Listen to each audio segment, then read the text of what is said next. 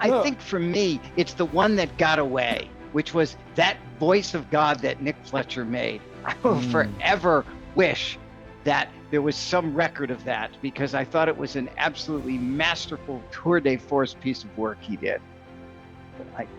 It was unbelievable. I still get chills when I think about when we heard that for the first time. You should explain what it is. Well, basically, our thought was at the time is that God would be, the voice of God would be comprised of all the people in Moses's life. So we got every actor who was in the movie to record the lines, and then Nick did a seamless blend of them all, that they went from one to the other.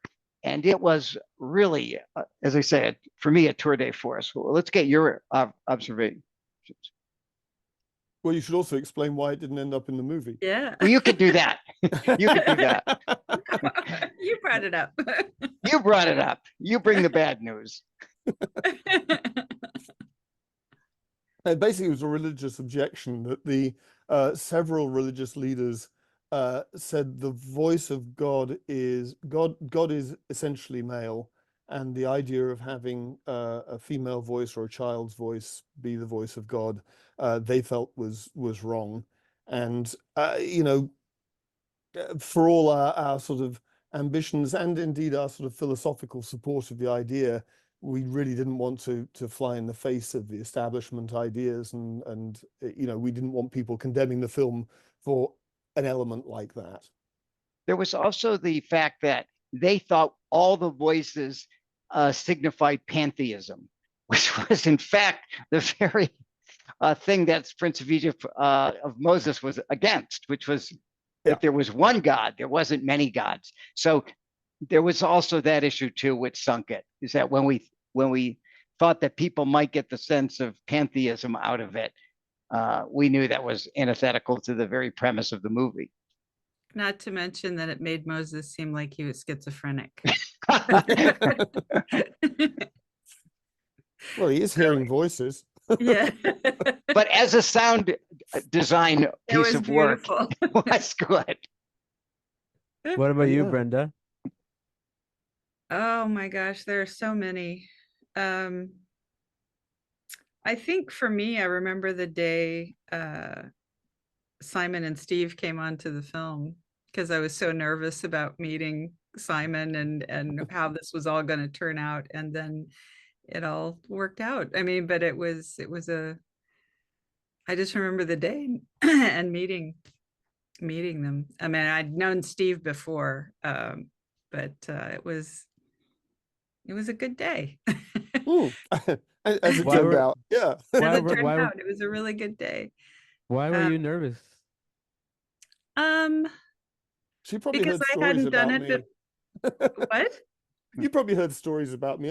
Back on Who Framed Roger Rabbit, I was an asshole, and Jeffrey did not like me, and so I think Jeffrey was having me on the film very much because Stephen wanted me, and he was having me under sufferance, and was afraid I was going to override, just run all over Brenda in particular, and so I don't know what Jeffrey had said about me to you, but no.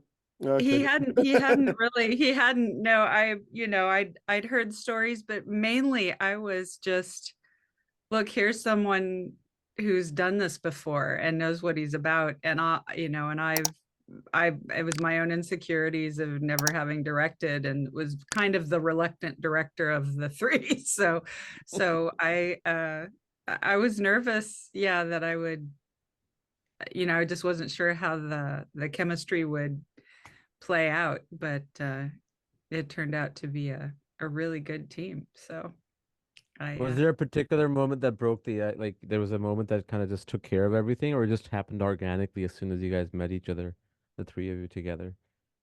I think we were getting to know each other. I remember the story meeting where I suddenly realized that Simon, with his lovely British accent, knew that he was in a room full of Americans, and that everyone and he could say anything and we believe. And then I realized he was completely BSing us at a moment, and I threw a story pad at him. and he looked at me, and then we laughed, and then from then on, it seemed like we were good.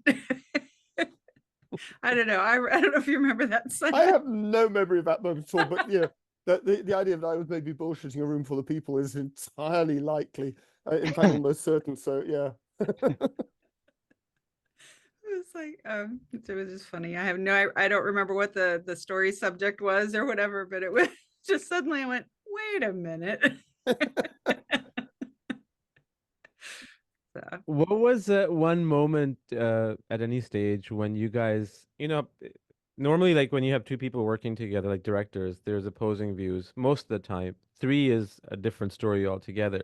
But what was that one moment, if you can remember, where each of you had a different opinion about a scene, that how to execute, how should we move forward? Like instead of two against one, it was like one against one against one.